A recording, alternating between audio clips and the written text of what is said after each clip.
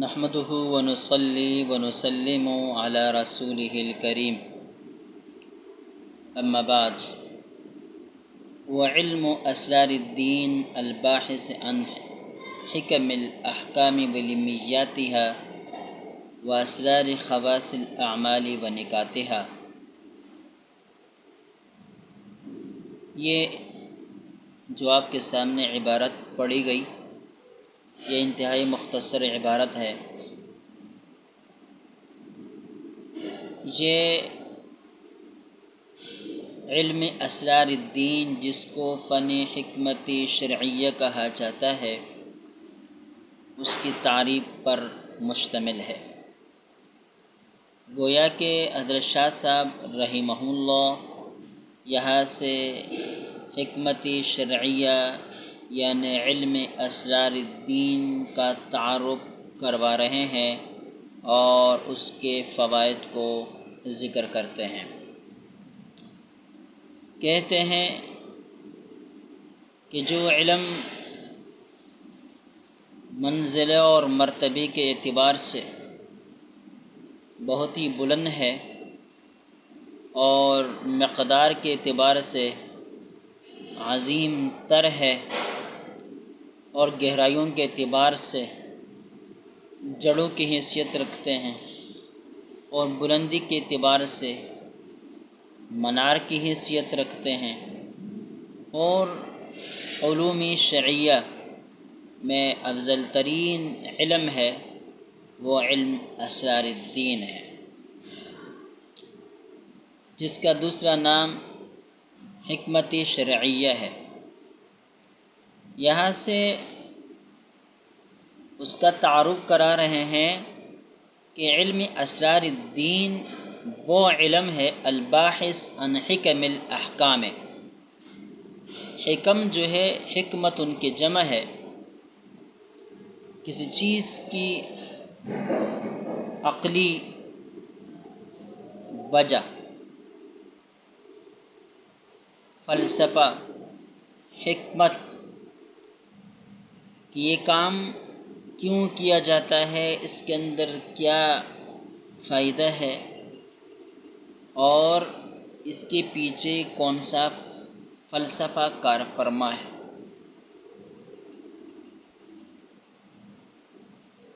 یہی فلسفہ، یہی فائدہ، یہ اس کام کی حکمت قرار پاتا ہے۔ یہاں اس سے مراد یہ ہے کہ جو دینی احکام ہے، ان احکام میں ایک تو اخروی فائدہ ہے کہ ان پر عمل کرنے کی وجہ سے اللہ کی رضا حاصل ہوتی ہے اور انسان کو آخرت میں کامیابی نصیب ہوتی ہے۔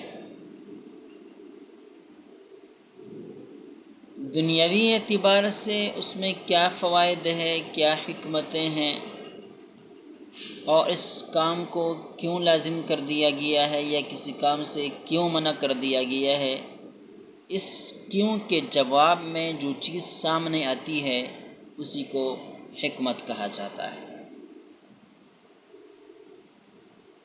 جیسے کہ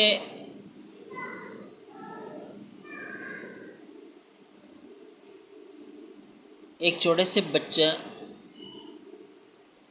کو کہا جائے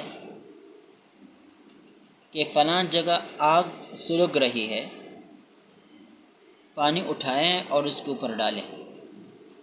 اب چھوٹا سا بچہ یہ پوچھے گا کہ اس آگ کے اوپر پانی ڈالنے سے کیا ہوگا؟ آپ اس کے جواب میں کہیں کہ پانی ڈالنے کی وجہ سے وہ آگ بجھ جائے گی، تو آگ پر پانی ڈالنے کی حکمت جو ہے وہ اس آگ کا بجھ جانا ہے۔ یہی آگ پر پانی ڈالنے کا فلسفہ ہے اور یہی اس کا بجھنا پانی ڈالنے کا فائدہ ہے۔ اسی طرح احکام اسلام جو ہے اس کے اندر کیا حکمتیں ہیں، کیا عقلی توجیہات ہے، کیا اسرار و رموز ہے، یہاں اس علم کے اندر ان چیزوں کو بیان کر دیا جاتا ہے۔ اس وجہ سے کہتے ہیں وَعِلْمُ أَسْرَارِ الدِّينِ الْبَاحِثُ عَنْ حِكَمِ الْأَحْكَامِ، جو بحث کرتا ہے احکام کی حکمتوں کے ساتھ۔ احکام حکم کی جمع ہے۔ حکم کس کو کہتے ہیں؟ خطاب اللہ تعالی المتعلق بافعال المکلفین بالاقتضاء والتخیر، یعنی اللہ کا وہ خطاب جو مکلفین کے افعال سے متعلق ہو، جس میں کسی کام کا مطالبہ ہو، جس میں اقتضاء ہو یا اس میں اختیار دیا گیا ہو، اسی کو حکم کہا جاتا ہے۔ اور بعض حضرات نے اس کی تعریف یہ کی ہے ما ثبت بالخطاب، جو خطاب سے ثابت ہو، خطاب خداوندی سے، خطاب پیغمبری سے جو چیز ثابت ہوتی ہے اسی کو حکم کہا جاتا ہے۔ جیسے کہ اقیم الصلاۃ، یہ خطاب خداوندی ہے، اس سے ایک چیز ثابت ہوتی ہے نماز کا فرض ہونا، نماز کا لازم ہونا، تو یہ لزوم صلاۃ یا وجوب صلاۃ یا فرض صلاۃ، نماز کا فرض ہونا، یہ حکم ہے، یہ ما ثبت بالخطاب۔ مناطق کے نزدیک حکم جو ہے اقاع النسبت یا اس کا سلب ہے، یعنی اقاع نسبت وعدمہا، نسبت کو واقع کرنا یا نہ کرنا، اس کو سلب کر دینا، یہ حکم کہلاتا ہے اور یہ تصدیق کا مرادف ہے۔ یہاں اس سے ما ثبت بالخطاب ہی مراد ہے جو فقہا کے نزدیک ہے، یعنی اللہ کے احکام جو اللہ تعالیٰ کے خطابات کے ذریعے سے ہمیں ملے ہیں، ان کے اندر کیا حکمتیں ہیں، ان حکمتوں کا تذکرہ۔ وَلِمِّيَّاتِهَا، لمیات لمیت ان کی جمع ہے، اور لمیہ یہ لم سے نکلا ہے، اس میں یا نسبتی ہے، تا برائے تانیث ہے، اور لمیات اس کی جمع ہے۔ لم کہتے ہیں علت کو۔ مناطق کے یہاں لم دلیل لمی اور دلیل انی، یہ آپ جانتے ہوں گے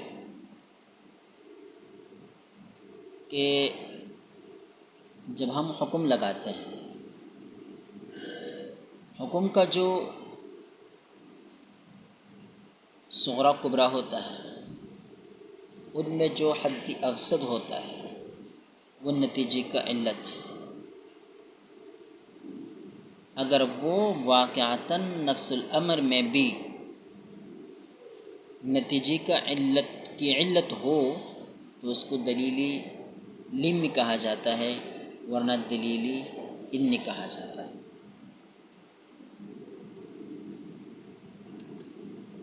جیسے یوں کہا جائے زمین دھوپ والی ہے اور جب زمین دھوپ والی ہوتی ہے تو وہ روشن ہوتی ہے، لہذا زمین روشن ہے۔ اب یہ دھوپ والی ہونا یہ علت ہے زمین کی روشنی کے لیے۔ اب چونکہ یہ حقیقت اور نفس الامر میں بھی ایسا ہی ہے، اس وجہ سے اس کو کہتے ہیں دلیل لمی، اور اگر حقیقت میں ایسا نہ ہو تو اس کو کہتے ہیں دلیل انی۔ جیسے کہ اس کا الٹا کہا جائے تو وہ دلیل انی خود بخود بن جائے گا۔ یہاں علت مراد ہے۔ اب علت کیا ہے؟ کسی چیز علت جو ہے نا لغت کے اندر ما یتغیر بہ حال الشیء، جس کے ذریعے سے کسی چیز کی حالت متغیر ہو جائے اس کو علت کہا جاتا ہے۔ جیسے کہ بیمار کو علیم کہتے ہیں، کیوں؟ اور بیماری کو علت کہا جاتا ہے اس لیے کہ بیماری کی وجہ سے بیمار کی حالت متغیر ہو جاتی ہے۔ تو علت اسے کہا جاتا ہے۔ اصطلاح میں علت کیا ہے؟ ما یضاف الیہ وجوب الحکم ابتداء، یعنی جس کی طرف ابتداءً حکم کے وجوب کی اضافت ہو، یعنی یہ حکم اسی وجہ سے واجب اور لازم کر دیا گیا ہے۔ بعض حضرات نے اس کی تعریف اس طرح کی ہے کہ یہ ایک ایسا وصف ہے جو حکم کے وجود کے لیے علامت بنتا ہے۔ آسانی کے لیے میں یہ کہوں کہ علت ایک ایسا وصف ہے جس کے اوپر حکم کے ہونے یا نہ ہونے کا دار و مدار ہے۔ اگر یہ علت ہو تو وہ حکم بھی ہے، اگر علت نہ ہو تو وہ حکم بھی نہیں ہوتا، یعنی اس کا وجود حکم یا وجوب حکم کا باعث ہوتا ہے، اور اس کا عدم حکم کے عدم کا باعث ہوتا ہے، اسی کو علت کہا جاتا ہے۔ تو یہاں پر یہ جو ذکر کر دیا کہ علم اسرار الدین جو ہے یہ احکام کی حکمتوں سے متعلق بھی گفتگو کرتا ہے اور احکام کی علتوں سے متعلق بھی گفتگو کرتا ہے۔ اب ایک ہے حکمت اور ایک ہے علت، جس کی مختصر تشریح آپ کے سامنے آ گئی۔ اب حکم کا دار و مدار ان دونوں میں سے علت کے اوپر ہوتا ہے، حکمت کے اوپر نہیں ہوتا۔ مطلب یہ ہے کہ جب علت نہ ہو تو حکم بھی نہیں ہوتا، جب علت ہو تو پھر حکم لگتا ہے، لیکن حکمت کے نہ ہونے کی وجہ سے حکم معدوم نہیں ہوتا، اور یہی علت اور حکمت کے درمیان فرق ہے۔ اس کو ایک مثال سے سمجھتے ہیں، وہ یہ ہے کہ سفر یہ قصر صلاۃ کے لیے علت ہے،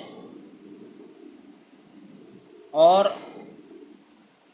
مسافر کو مشقت سے بچانا یہ قصر صلاۃ کے لیے حکمت ہے۔ اب اگر کوئی شخص سفر میں ہے لیکن اس کو پوری طرح سہولیات حاصل ہے اور اس سفر میں اس کو کوئی مشقت نہیں ہے، تو مشقت کے عدم کی وجہ سے قصر کا عدم نہیں ہوگا، قصر ہی کی نماز پڑھی جائے گی۔ کیوں؟ اس لیے کہ قصر کے لیے علت جو کہ سفر ہے وہ پایا جانا، اور جب سفر نہ ہو مشقت ہو تو اس مشقت کی وجہ سے نماز کے قصر کی اجازت نہیں دی جائے گی۔ مثال کے طور پر ایک شخص اپنے گھر کے اندر ہے لیکن وہ مشقت میں ہے، لہذا اس مشقت کی وجہ سے اس کو قصر نماز کی اجازت دی جائے، ایسا نہیں ہوگا۔ کیوں؟ اس لیے کہ نماز کے قصر کی اجازت یہ سفر کی وجہ سے ہے، اور اس کی حکمت مسافر کو مشقت سے بچانا ہے، لیکن حکمت کے ساتھ چونکہ حکم کا دار و مدار نہیں ہوتا، اس لیے اگر کسی جگہ حکمت سلب ہو جائے تو حکم سلب نہیں ہوگا، یا حکمت پائی جائے لیکن علت نہ پائی جائے تو وہاں پر حکمت کے پائے جانے کی وجہ سے حکم لاگو نہیں کیا جائے گا۔ دوسری مثال ہم اس کی یہ پیش کر سکتے ہیں کہ شراب حرام ہے اس لیے کہ یہ نشہ آور ہے۔ اب اس کا نشہ آور ہونا یہ علت ہے۔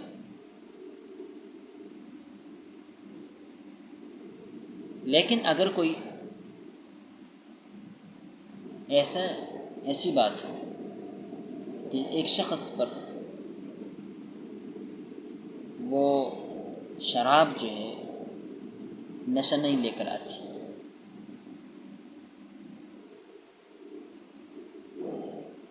اور وہ محبوس الخواص نہیں ہوتا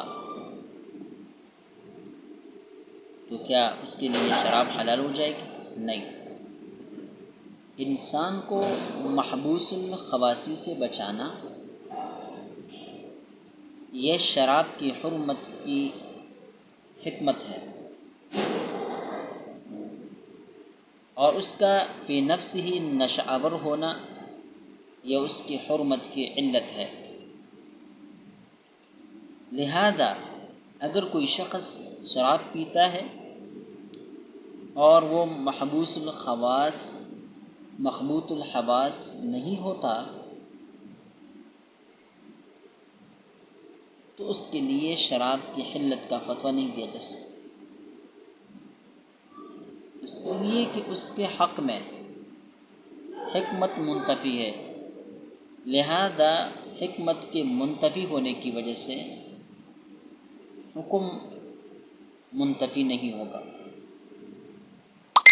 اور بھی اس کی بہت ساری مثالیں پیش کی جا سکتی ہے لیکن قلت وقت کے باعث یہ بات کافی ہے۔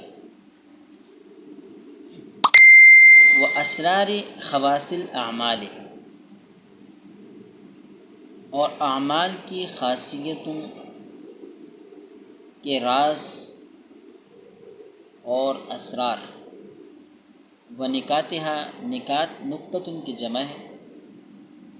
نقطہ یہ کسی دلچسپ چیز کو کہتا ہے، باریک بینی سے جو چیز حاصل ہو جائے مزیدار قسم کی اس کو نقطہ کہتا ہے، لیکن نقطہ قاف کے ساتھ وہ کس چیز کے مرکزی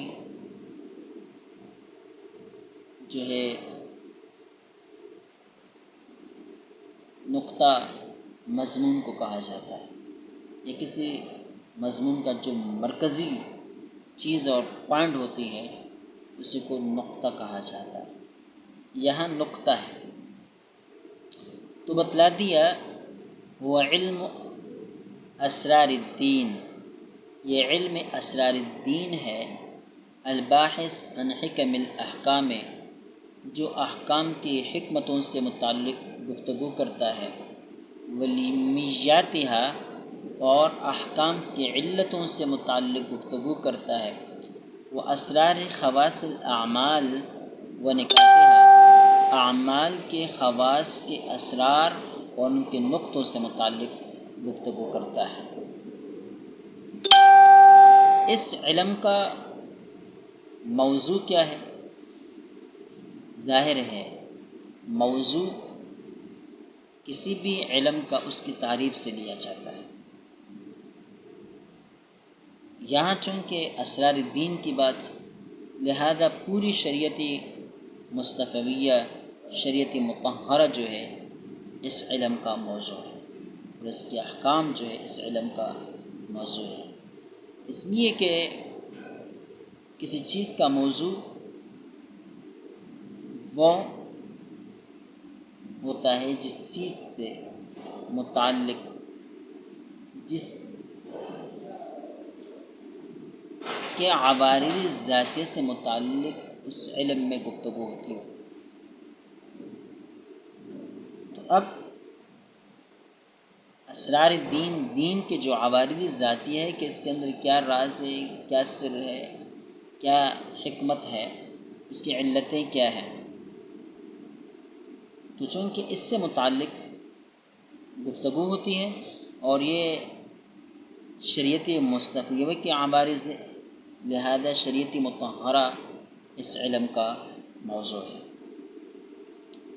اس علم کا فائدہ کیا ہے، غرض غایت کیا ہے؟ سعادت دارین کو حاصل کرنا ہے اور علی وجہ البصیرت دین کو سمجھنا ہے، کیونکہ اس کے ذریعے سے دین کے اندر رسوخ، ایقان کے اندر مضبوطی پیدا ہو جاتی ہے۔ مثال کے طور پر اگر کوئی یوں کہے کہ زہر کھانے کی وجہ سے انسان مر جاتا ہے، زہر قاتل ہے، یہ تو ایک بات اس نے کہہ دی۔ اب وہ شخص اس پر سوچتا ہے کہ یہ زہر قاتل کیوں ہے؟ اس لیے کہ اس کے اندر حرارت اور یبوسیت پائی جاتی ہے جو انسانی مزاج کے بالکل مخالف ہے۔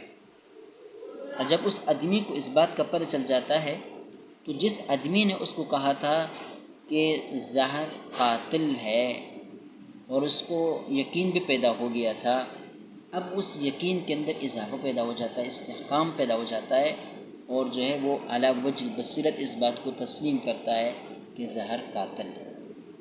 اسی طرح شریعت کے جو احکام ہیں ان کے اسرار و رموز کا جب انسان کو پتہ چلے گا تو وہ ان احکام کو علی وجہ البصیرت قبول کرے گا۔ اور علی وجہ البصیرت کس چیز کو قبول کرنا، اس کی بہت بڑی اہمیت ہے۔ شاہ صاحب نے اس آگے جو ہے اس کے کئی فوائد ذکر کر دیے ہیں، انشاءاللہ ان سے متعلق گفتگو اگلے درس میں ہوگی۔ اللہ تعالیٰ توفیق عطا فرمائے۔ وآخر دعوانا ان الحمد للہ رب العالمین۔